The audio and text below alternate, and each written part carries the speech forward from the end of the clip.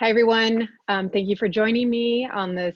In California, it's a bit of a dreary, dark morning, but I am very grateful to be here. I'm also grateful to be part of sexandrelationshiphealing.com because as we're dealing with this coronavirus pandemic where we are all social distancing, I love that nothing has changed with sexandrelationshiphealing.com because we have always been putting connectivity, accessibility, and anonymity all together on a website forum. And I'm just really grateful because now I think this is going to give a lot of people opportunities to use this medium to learn more, to connect, find support, find expert information. And so again, I just want to say I'm grateful for sexandrelationshiphealing.com for making this all possible.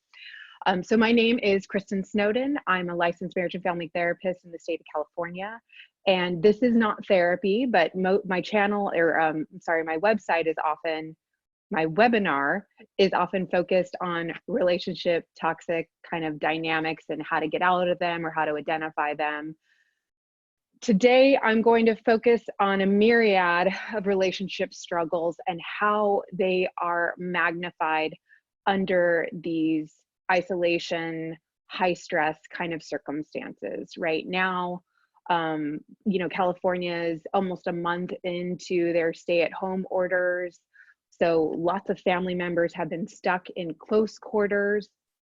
And I am constantly thinking about my clients and people on sexandrelationshiphealing.com and beyond who were in the middle of marital crises when this hit.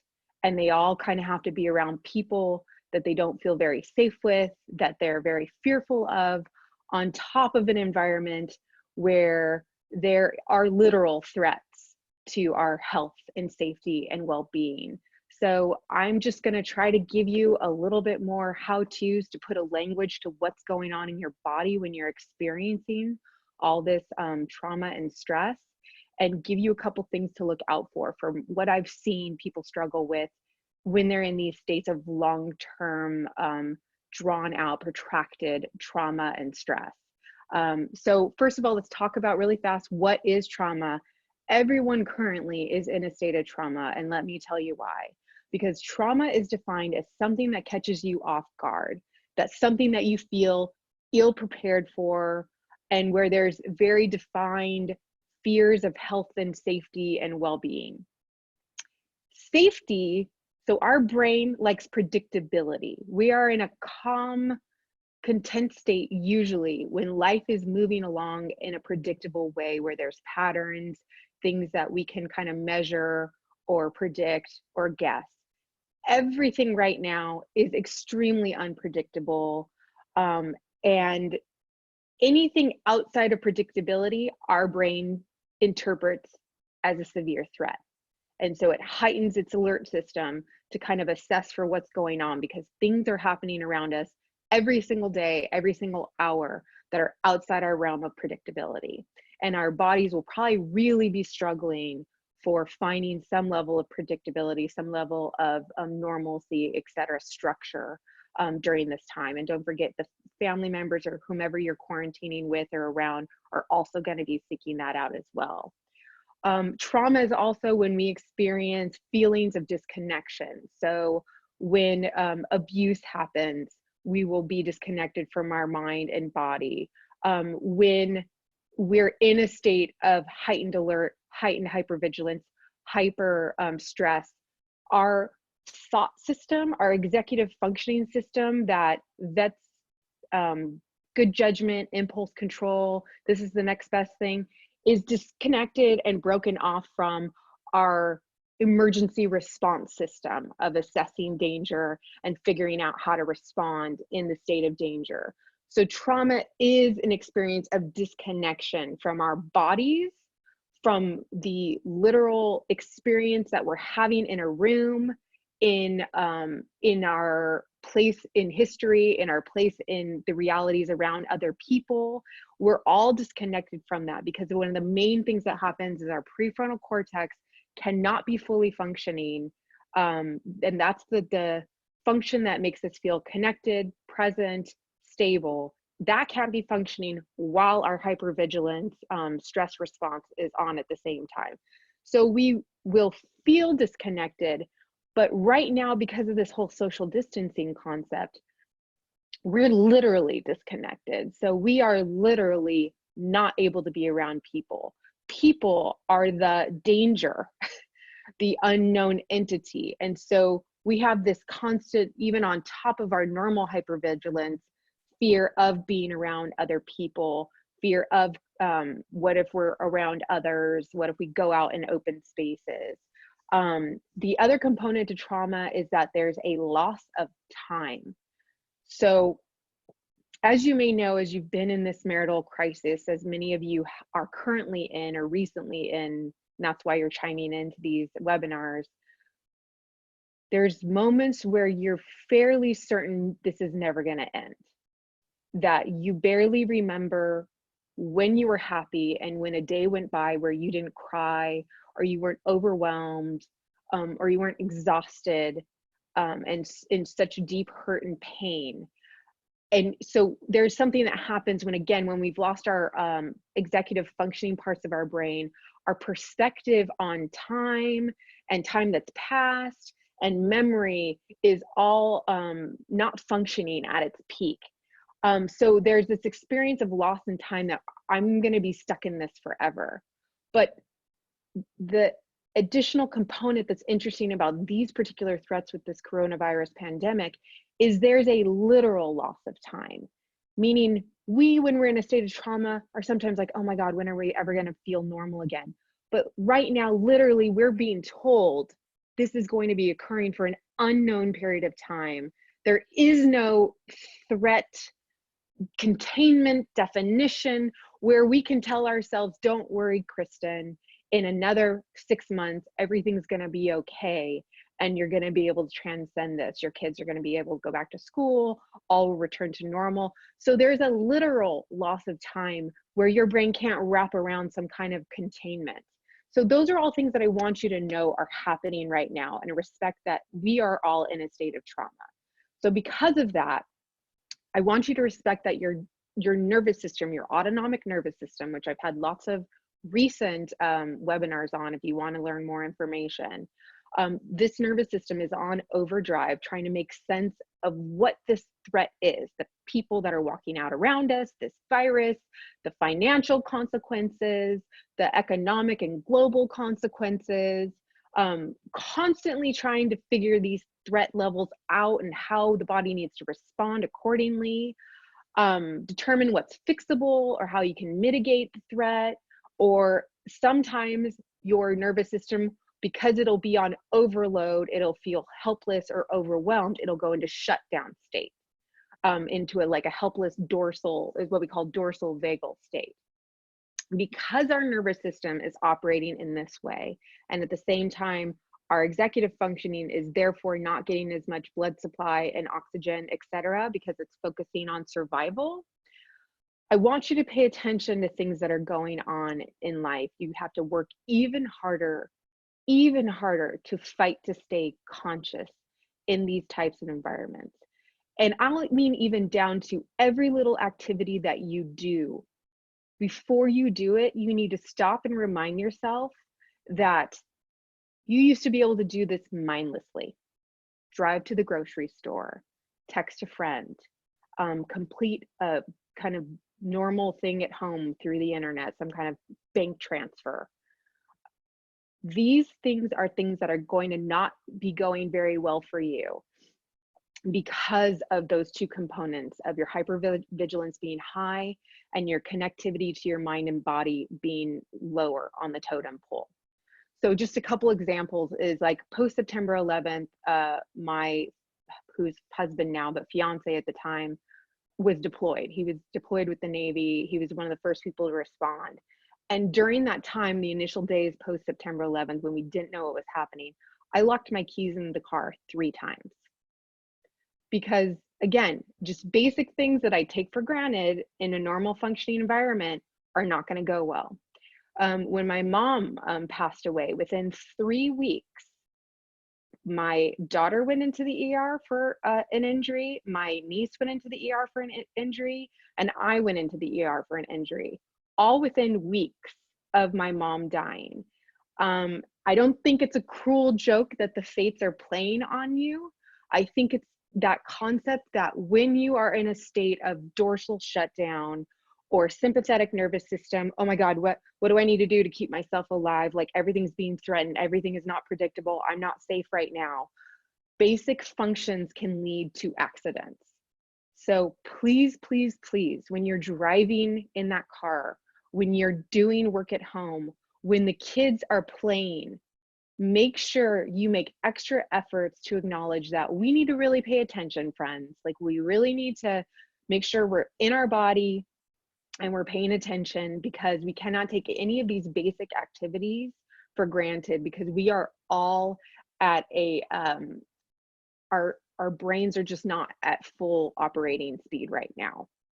So just acknowledge that little things that you need to do, you need to be fully cognizant from the beginning till the end of it. And this is a very important thing. Do not believe that if there's ever a time to realize that relationships are not about mind reading, it's right now. Everything that you need, everything that you expect, everything that you have going on in your mind that you're struggling with, it needs to be explicit. It needs to be spoken, because my ability to kind of read your face expression and the tone of your voice and all those kind of things is not going to be operating at the right level, because I'm busy binge watching news, thinking about when do we need to go to the grocery store and how much food do we have left and where do I go where there's going to be food. So I am not going to appropriately being able to accurately assess what someone's mental state is, let's say. It's just not going to be as accurate as normal. So know that if I have a need, I need to make it extremely explicit. I need you to do X, Y, and Z before this time. Or I feel like you're really frustrated right now and I need you to tell me what's going on so I can better write the story in my head. Is it work? Is it economic issues? Is it something I said? Is it something that's going on between us? Because I need to mitigate the amount of threats that I'm feeling in an environment. And also remember that the people around you need to be extremely explicit in this kind of stuff, asking for what you need. So ask them very directly, what do you need? Tell me exactly what. Do you need alone time? Do you need me to go into another room? What are you thinking about right now? So that goes into this next point, is you need to fight to stay conscious. And the way that you stay conscious, so I mean, I'm here, I'm in this room right now, I'm in the webinar, I'm not thinking about grocery lists or me worrying about my 3-year-old running in and interrupting this live webinar or hearing my kids screaming in the room over there. I'm trying to stay present and connected to you and remember what I'm supposed to be talking to you about. But I have to fight to keep that going in my brain, because that's an executive functioning part of my process system. So the way that you stay conscious most easily is you stay curious. You ask yourself, what am I going through right now? Where do I feel it in my body? What's the story that I'm telling myself right now? Am I telling myself I'm going to die, that we're going to have no money or no jobs when any of this, comes, that my kids are going to be struggling with social skills and academic skills because of this online learning environment, etc. Ask your kids or your family or your partner or other people around you how they're feeling, what's going on for them. This is that explicit thing happening. Do not assume anything, because our assuming filter, it's normally really off. Now it's really extra super off. So we already write stories in our head that are completely off the Richter scale and usually very inaccurate. Now they're going to be almost always entirely inaccurate. So just stay curious and be explicit. This is not the time to numb out. Try your best not to numb out. Why right now we have lots of struggle. We are in a state of stillness. Well, some feel like right now there's not stillness for me. Um, but there's monotony. Every day we're waking up and there's only so many choices, right? We don't have choice fatigue right now. We have stillness fatigue or restlessness fatigue of the same thing going on every day, not much different news going on.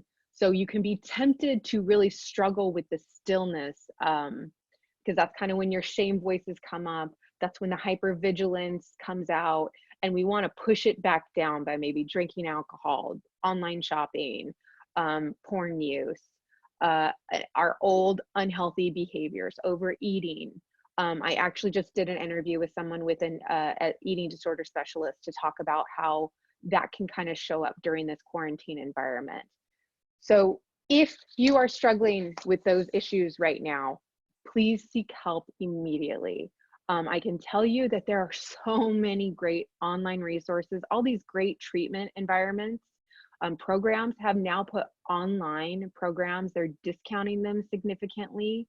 And I'm just going to ask you, I mean, all the 12-step communities have thrown up all their support online to Zoom meetings. I have clients who never wanted to, touch Sex and Love Addicts Anonymous or other 12-step meetings, Al-Anon, etc. But now they're kind of willing to try because this online environment is a little bit safer to them. It's more accessible and they have the time now.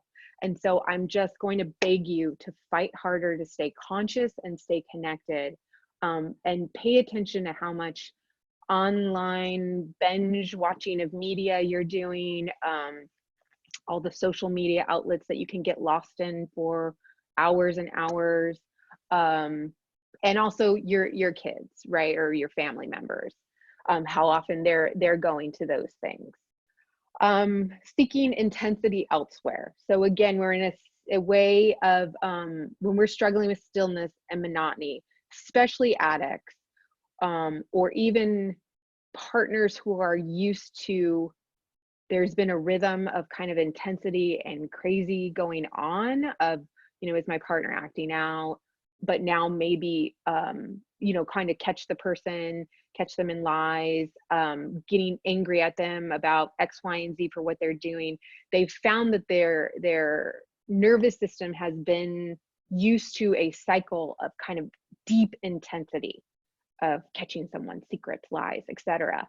That if and when things might calm down, there might be a tendency to kind of almost like seek out fights, seek out somewhere else to kind of keep that rhythm going. So I have in here intense fights with loved ones.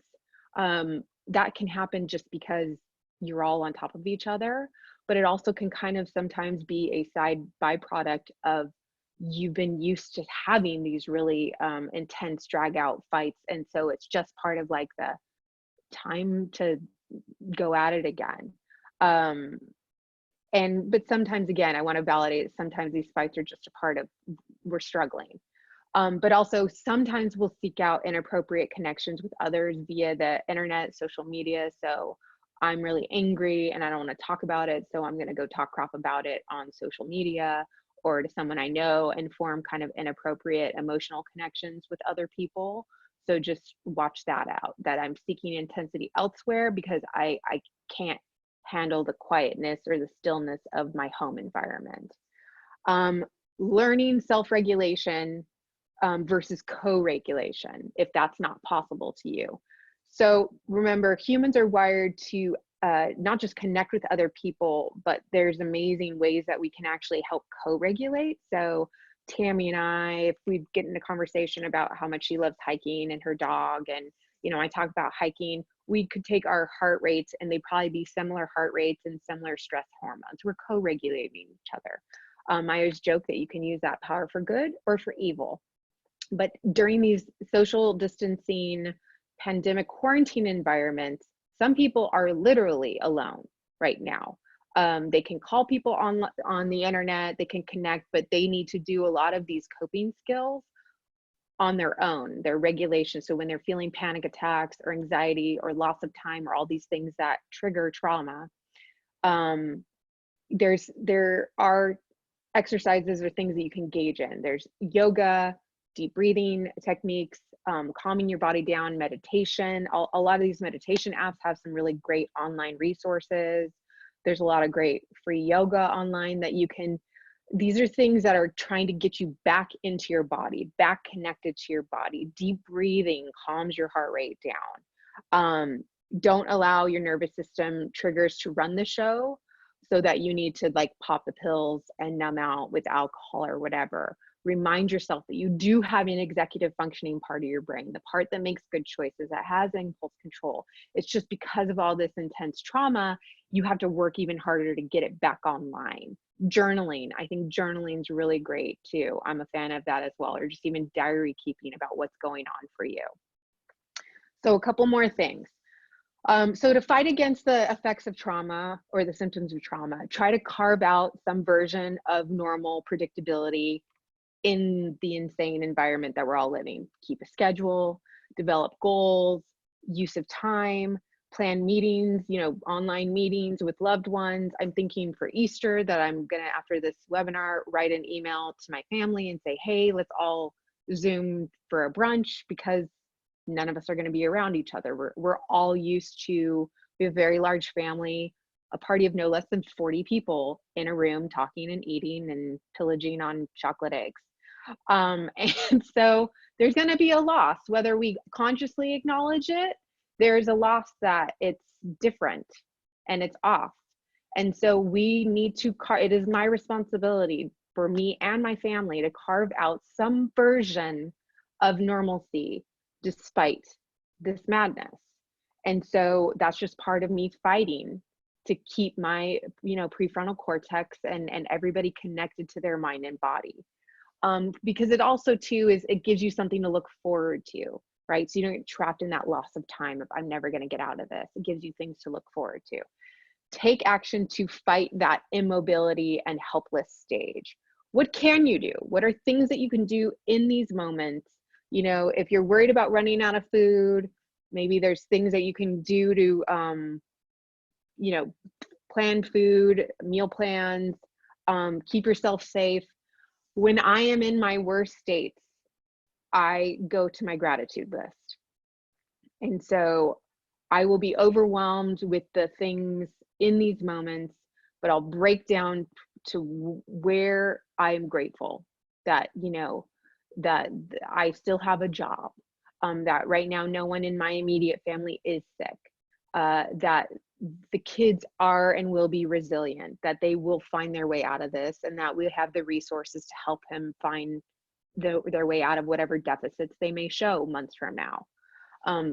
Keep those gratitude lists going in your head all day, write them down, reference them, but they do work. There's lots of research that shows gratitude lists work. Keep connections with others, even when you don't want to.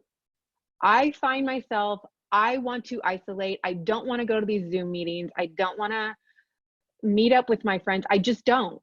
I'm so overwhelmed that I want to click like, no thanks. I'll see you in 3 months, maybe. But I force myself, because every time I do, I'm usually grateful that I spent that time connecting with people. Yeah, it's not as great as in person. And yes, I grieve the loss, that it's really weird and not normal, but that's part of me fighting for that connection. Face to face is most ideal versus over the phone and texting. And I've told you that before in other webinars. We like to read facial expressions, hear tone of voice. That helps co-regulate us. That helps calm us and make us feel safe again. So, and another thing too about connecting with others is be of service.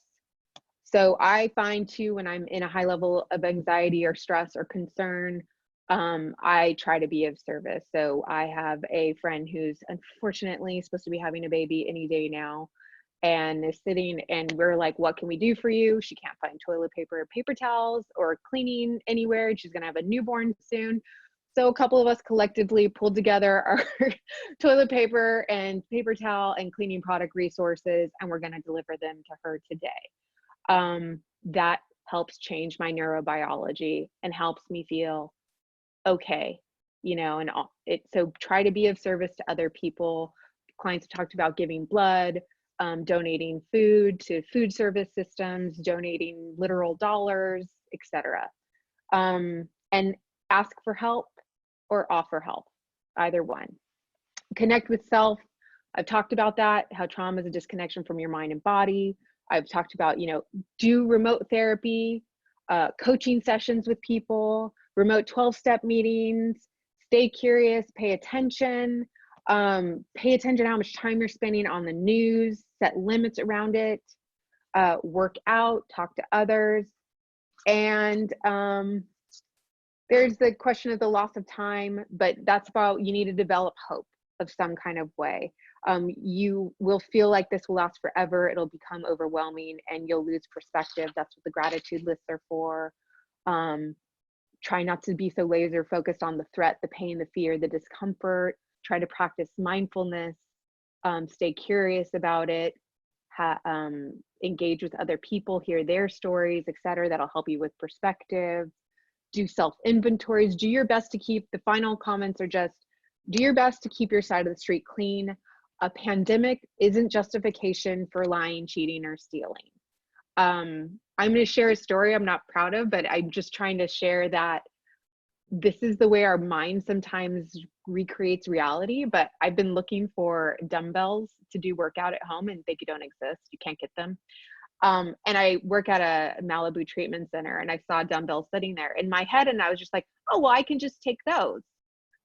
I need them. I want them. I'll take them. And then obviously my rational thought went and I was like, wow, wasn't that interesting how you just had this absurd idea that because you need and want something, you can just go ahead and take it and completely ignore all the laws of morality and other people's needs and what is yours and what's not yours. So that's just an example of how I want to say that when we get in this altered state of reality, we might think that the normal rules don't apply, all bets are off, it's all about servicing our needs and forget other people. So and again, it's not supposed to be a shaming thing. It's supposed to just, I gave you all that neurobiological education to know that it's your neurobiology. It's just literally, its entire wiring purpose is to keep you alive. It's in service of your survival. And it will take a very selfish, it doesn't give a crap about morality. It doesn't give a crap about values. It doesn't care what promises and commitments you've made to your partner. It cares about survival. And so your prefrontal cortex needs to be online to be like, thanks for keeping me alive, but that's not what I do. And I'm going to find other healthy coping skills to manage this. And I got this. Thank you very much, autonomic nervous system. But my prefrontal cortex can turn on and I can work it out just fine. So, and have compassion for others because they're also constantly in a state of hypervigilance. And just so you know that after, when all this dust settles, because it will eventually, that removing the trauma does not actually heal the traumatic experience. So pay attention as things calm down. That does not mean that suddenly your hypervigilance is going to go by the wayside. So it's going to be a long road till we can actually become stable. And I have to say that my concerns about domestic violence increasing is very real. Domestic violence, sexual abuse, child abuse, etc. So do call 1-800-799-SAFE, 1-800-799-SAFE. Get help. It's there. You do not need to stay in that home. You and your kids do not need to stay in that unhealthy environment, unsafe environment. Get help immediately. And seek help as soon as possible. If there's any kind of increase in substance abuse, porn use, you're finding eating disorder or increase in disordered ways of eating or exercising, bulimic binging behaviors, you're finding yourself being tempted with infidelity, etc. Get help. We're all here. Sex and Relationship Healing is here to help you. You can email me and we'll get you the resources. That's it. Great information. Yes, so much of what you said, and even just what you landed on. Where I'm getting lots of phone calls and emails where people are having discovery because all of a sudden they're in close quarters, and Yes. so it's a week into isolation, and it's like, oh my gosh, you're doing what, and or we're doing or whatever, and so fortunately, Seeking Integrity Los Angeles has been able to remain open. We are an essential service. We've modified our protocol, but during this unusual and kind of crazy time, we've got guys that are focusing on making life-changing differences so that Yeah. they, when this is over, whatever that looks like, they're going to be in a very different place than they entered, into. So 100%, being safe. I do, I've moderated how much news I watch, but we had a police officer killed here in Phoenix in a domestic violence situation. He answered the call. 2 other police officers were injured, so it's very real. So I 100% agree. Get Very help. real. I was thinking too, when you kind of closed with, even after this is over and we return to whatever normal will be at that point, my experience is, those of us who have had trauma on some level, this tapped back into that. And so the next time there's something traumatic, it's going to tap back into it. So doing things that are healthy for us now, hopefully helps us, build resiliency. David Fawcett did a webinar last week again on resiliency. And I love that, like, if I focus on how can I build my resiliency during all of this, that's a good thing for me. I have I'm constantly looking for gratitude. I've established a new routine. Today was Wednesday. I had to go run the hills. Don't love that, but at the end of it, it was Wednesday. This is what I do, so it's one of those where I'm trying to, I hate not having options. I hate being told, whatever. So for me, I have to look at this as I have choices, like, at every turn, like I have choices. They may be very restricted choices, but I still have choices. I love what you're talking about with the Easter celebration. Like normally I wouldn't have time, but last week, and today is Wednesday. So Wednesday in Colorado with our daughter and 2 granddaughters is yoga day. I hate yoga. I don't do yoga, but I will do yoga if I've got kids and grandkids on a screen. And fortunately it was kids yoga, so I actually could do it. But I'm looking forward to doing that this afternoon because I get to interact with them. So it's, and I was like, this is something I wouldn't have done, but I get to do now. So it isn't even, oh, it's so weird. And all. It's like, nobody would have had time. Nobody would have thought of this, but we did. So I'm trying to focus on what are the opportunities in this. I love that you and your friends are rallying around, the almost giving birth mom, and and I mean, how great is that? Like, she's going to feel supported. You guys get to do something good. I think that's all good. I was laughing at the dumbbells, and I'm glad that I don't see you just doing this while you're on the webinar. So you didn't just walk off with them, but yeah, I mean, I think that goes back to, the people are, grabbing the toilet paper. They're not thinking about who else needs it. It's like, if I have enough, that's all I need, and but that's our brains going, I have to have. And so I think that I think this is a very unusual time. I don't think it's not going to be that a switch gets flipped and all of a sudden we have our old normal. I think it's going to be a very different normal.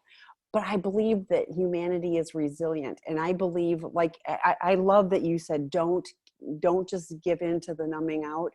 I see that's really easy to do, and to just, binge watch 100 whatevers. And I mean, I'm being very intentional, because I have to be, because I could definitely go down there and I won't feel good about myself. I like, it will do all the negative things that I don't need it to do for me. So I have to be, and like you said, you don't want to get involved with something.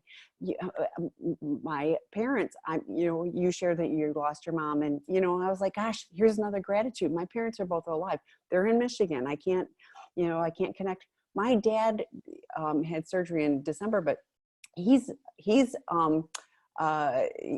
like every time I call, my mom said, he says, "That Tammy's such a nice girl." And I was like, oh my gosh, that's so funny. Like, first of all, at my age, but second of all, I was like, okay, this really matters to him if I do this. So how hard is it for me to reach out to him? You know, and like, it's just one of those, like, I just have to be intentional, like get it to this part of the brain, you know, and it almost requires right now scheduling, you know, like putting it in the calendar so I don't forget, because I told somebody, and like, this is so not me, like you're talking about, I told somebody yesterday that I would call them back, and I didn't, and I didn't even call them back to say I don't have all the information. The time. I know. I just was like, that is so not me. And so I apologized, and I said, this isn't me, and I owed you, you know, so you know, I'm sorry about that, but you know, but also giving myself a little grace to go, you know, this is the stuff. Tis the season. Yeah, we're all going to be not yeah, remembering things, forgetting, falling short. Tis the season. Exactly. Lists, you know, lists of everything. Yeah. What did you mean to do? So, but you know, like the learning self-regulation. You know, I think just being willing to, you know, like I said, I'm not a yoga person, but I'm willing to try. Being willing to go, okay, what am I willing to try just to do something different, you know, rather than just going to, you know, the dark place that, you know, doesn't serve any of us. I was also thinking early on when you were talking about, you know, getting the communication with others, you know, and saying, you know, Kristin, what, you know, what do you need? And like being able to have the bandwidth to be able to hear that, you know, like that's a whole thing unto itself, is to be keyed in enough to other people to be able to ask them, you know, what they're in need of, and to be willing to hear it and potentially meet that, you know, I mean, all of those things, it's like, you know, more intentionality, you know, about that. But I do think it's really important to communicate and not assume. I think with everything, you know, while it's craziness and all this, I really see this as you know, I think there's so many opportunities that if we are, you know, if we can just look for them a little bit. Our daughter's in New York, and you know, and so she's doing everything she can to be, you know, safe and everything.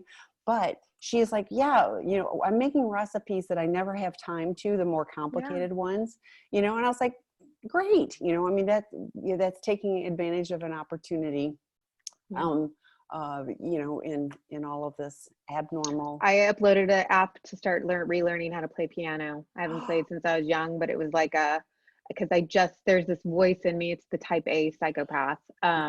So don't get me wrong, there's a level of shame in it, but it's like, if I have all this sitting around at home without something to show for it, like, and so I said, I want to be able to but on top of it, to make it social, I told my half brother, who's at my dad's, like, you do it too, and then we'll have like a piano playoff, and we'll see who learned the most piano.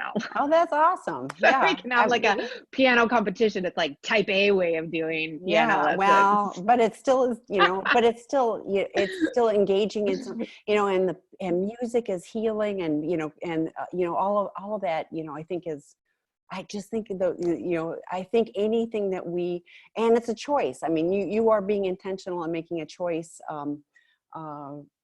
for doing something that, you know, that may not have been it wouldn't have been on your radar 2 months ago. So yeah. Yes. And somebody says, thank you for mentioning living according to our values, no matter what the situation or circumstance we are in. Yeah. Yeah. I mean, like, at the end of the day, I still know that, like, I'm accountable for, you know, have I been, you know, mostly kind to people? Have I been mostly kind to myself? You know, am I doing the thing? I'm grateful I have a 12-step program, you know, when I need to make amends, you know, and I do, you know, I've got a program that can help me do that. So, you know, I've really thought I'm leaning into my recovery, which has been so helpful, versus, you know, just going, you know, I was on that verge, and it was like, serenity prayer. It was like, what do I have control over? Me, my actions and reactions. That's it. I have no control over any of this other stuff. And I can sit and be unhappy and grumpy about it, or I can go, what can I do to be a positive, a positive force in all of this? So I'm trying. Yeah, and when trauma and very serious issues like what we're dealing with, where it's just multifaceted, it's the health concerns, it's the threats to loved ones, it's financial insecurity, it's geopolitical fears and uncertainty. So the magnitude of this, you're not going to get out of it unscathed, right? So it's not, I hope I get out of this with my job or money or everyone's going to be okay, because that may not be reality. So I just make it really, really simple. And the story I just tell myself is, Kristin, I hope you get out of this without doing something you're deeply ashamed of. Like, you might not make it out with your job, or you may have serious economic concerns, or someone might become sick that you know and love, but just act in line with what your values and your goals are, and try your best to be a person of honor despite the madness going on, because that's all you can really do. Yeah. Somebody chimed in, while listening to you, I realized that I adapt to this situation by being present, practicing mindfulness, and creating some kind of normal life within this abnormal situation. Awesome. That, and I think that's the best. Like, bad things happen in the world every day. It's just, we're so laser focused, because of the magnitude of all of this. But car accidents in Phoenix are down 75%. So I thought, okay, so there are people that didn't die in a car accident. I mean, like I really look for perspective the yin and on yang. this. Yes, exactly. Yes, yes. Like, bad stuff happens all the time. And but this is crap that you can't walk into your therapy to get work. But this sexandrelationshiphealing.com resource is amazing. And I was just thinking that how many more thousands of people are becoming aware of this resource that has been here for quite some time, but no one knew about it because they weren't looking for online remote connection. Correct. And so there's things like that I'm like, yeah, it's great to see a therapist face to face. It's great to go to a 12-step meeting face to face. But thank God Almighty, there's these options that for those people who are afraid of walking into a meeting, afraid of walking into a therapist office, that they know now we exist. Yes. Like, come seek us out then. Yes. We'll help you. Yes. And the fear, like I, when I'm in the grocery store or whatever, you see fear on people's faces, and I feel bad about that. I still smile. I may not say hi because I don't want them to think that I'm blowing germs on them, but like, I try to smile. I try to make sure that, I'm going like, it's going to be okay. Somebody has a question in here. I am so thankful that this didn't happen early in recovery. D-Day of my husband's sex addiction was 7 months ago. I'm struggling with the fact that although we can relate calmly and even spend some time together purposely, I am afraid of him taking these small moments as a sign that I'm all in for reconciliation, which I'm still not sure about. It's funny. I was doing a group yesterday, and I was talking to some people about that. Two of these people had a substance abuse issue, and that's why they're in treatment. And they were talking about how both of them, ironically, their sisters are so upset at them about the events that led them to be in treatment that they kind of set boundaries and have like pushed them away. And so we were talking about how sometimes in our head, we're afraid to kind of give them full forgiveness because we're afraid of, like, I hope you know that me saying that, like, I forgive you, or you're getting off to such a better path towards recovery, that means I'm like excusing you or letting go of the fact that you are capable of doing quite a bit of damage. And so it's really hard to split those concepts in half. That, like, I acknowledge that you've been down this recovery path and I'm seeing remarkable changes in you, and I'm grateful for that. But that's completely separate from and doesn't cancel out the fact that I still have a great deal of fear and worry that you're going to backslide and we're going to be back to that nightmare that you brought us into. And so that's really hard for your brain to hold space for both of those. That like, I'm hopeful for this situation, but I'm fearful of this. But I think that's the best way to describe it, is that I'm grateful you're using this opportunity to seek recovery, and I've seen changes, but I'll be honest, every day I still worry. And sometimes there's a tone of voice you take, or when you don't, when you slap your phone down and I don't know what you're doing on your phone or your computer, I wonder, is that what it is? Is that what he's doing? And so it's just kind of talking that stuff out, being curious and explicit about it. I've thought about, in the world we live in, the Stockdale paradox, which is, in a nutshell, he was a prisoner of war, and it was, you always had to acknowledge the reality of, how bad it is in the moment, but still hold that hope for the future, and that was how you survive. That was how he and his men survived in a prison camp. And I thought about, like, I live in the moment and have, I understand, but I also have hope and really do believe in resiliency of people. So I'm so glad you're here. And, I acknowledge that you are like feeling like we're on this path. And, I think exactly what Kristin said. It's like, you understand he's making progress, but you understand he can also hurt you, and you don't know where this, none of us, I think that that's the case with all of us. As much as we wanted to believe that we had certainty in life, we had some normalcy because we had some routines, but anybody who's lived through discovery knows that, you think you're going down this path, and all of a sudden, boof, everything is completely different, and you're questioning, was it ever the way I thought it was? All of those things. So this is just on a global level, the chaos, and what is our reality now. But I love that you're here, and that you're seeing, that you're seeing those small moments, as you said, that you've got some small moments. And, I often share with partners too, if you can see breadcrumbs, and even if they're like long ways away, but if you can see breadcrumbs that, your loved one, your addict, is doing something, that's hopeful. I mean, I get the calls for, I've had discovery, bunches of times, or he is unwilling, he blames me. I mean, all of that. So to me, even in reading this, like, this feels hopeful, and that you guys are on a path, that hopefully, you can continue down, that will be, healing, for each of you. But no guarantees. Sorry. No, I was just, since that is such a complex concept, I'd say the more you can be explicit about it and say, just kind of communicate the complicated layers that you have going on in your head.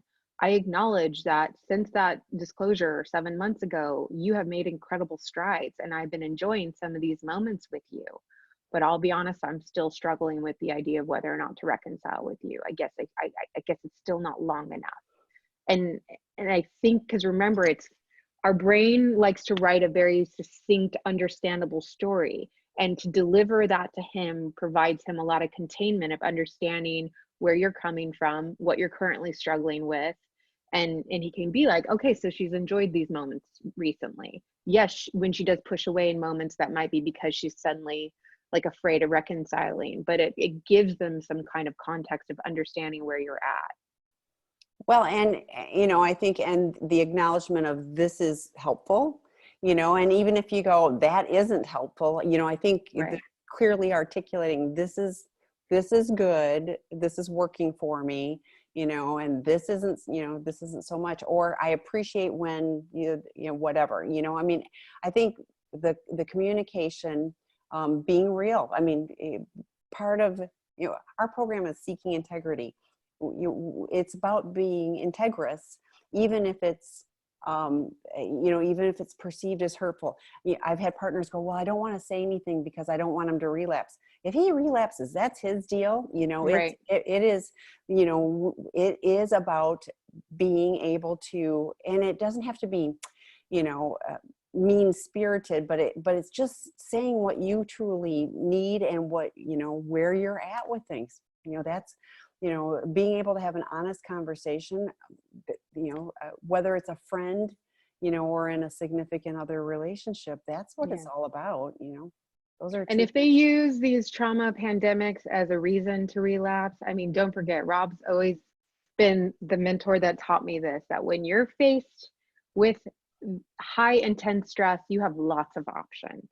You can seek out your community, you can get help, therapy, you can call a friend, you can do meditation, you can do all these things, or you can act out, right? So do remember that all of the humans on this planet have choices, and in a modern world like ours, we have a lot more choices, a lot more resources, a lot more accessibility. So if someone's excuse is, sorry, I just was too stressed from this pandemic, so I relapsed, it is not your fault. It is not something you did. You did not force this on him. It's not a free pass. There's lots and lots of choices, and there's a moment where they chose that coping skill. So on my noon 12-step meeting that I used to drive to, has been online lately. And, I'm listening to one of the other people, and she was talking about, like when I first got sober, like the phone was on a wall and it had a cord and you could only go so far.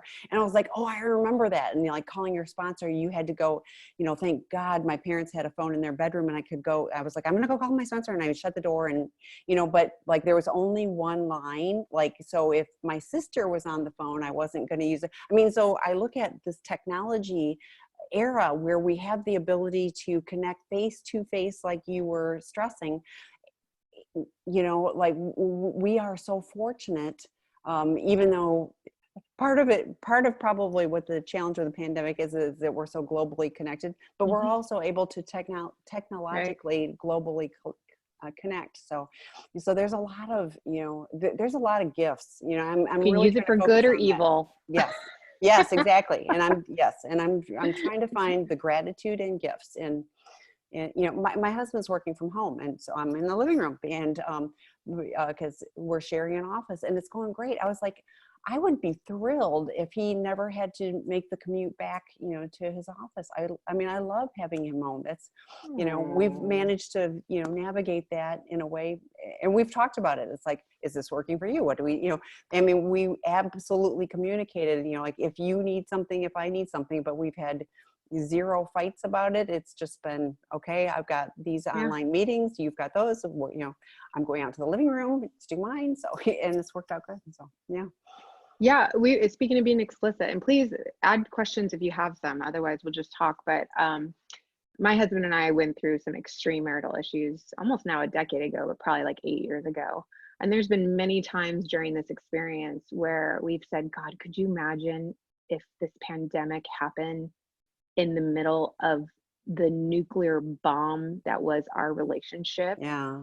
And suddenly we found ourselves forced in, and obviously I think of so many of my clients that are in extreme marital crises and dynamics going on, and to be dealing with this pandemic and quarantine and all these obstacles and challenges around our daily lives on top of this. And my heart just regularly goes out to all those people. I want them to know about the support and resources that are out there for them, because you do not have to do this alone. Right. While it feels like you're physically trapped, you are not, because there are out, and I put in the chat too, in the rooms.com, Dr. Rob and Dr. David Fawcett both have groups on that site, but there's all kinds of, 24/7, I think there's some sort of meeting or chat or something where you can connect with people. It's a very big platform. I don't even know how many people are on it, but there's lots of opportunities to connect. So seek those out. I'm glad you're here. The drop-in group. So if you're a partner today at 12:30 Pacific time, so Wednesdays at 12:30 Pacific time, there's a betrayed partner group, but there's a men's group tomorrow morning. There's another group for men on Saturday or Friday morning. There's groups for partners and for addicts on Monday or Sunday night. There's just, check out sexandrelationshiphealing.com for opportunities to connect. And if you want to binge watch something, Kristin has been doing this for a couple of years, but I know, right? there's a ton of content. If you go on that website under resources, you'll see previously recorded webinars, and you can watch those, but then it'll also connect you to the YouTube ones.